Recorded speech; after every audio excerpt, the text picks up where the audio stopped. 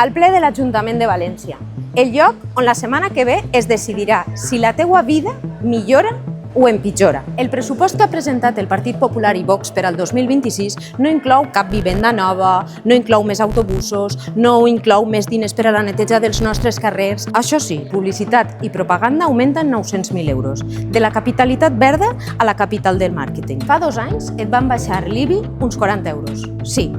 I en 2025 es va incrementar un 33% l'AMT, es va llevar la gratuïtat dels joves i ara, en 2026, pagarem el triple per el rebut del FEM.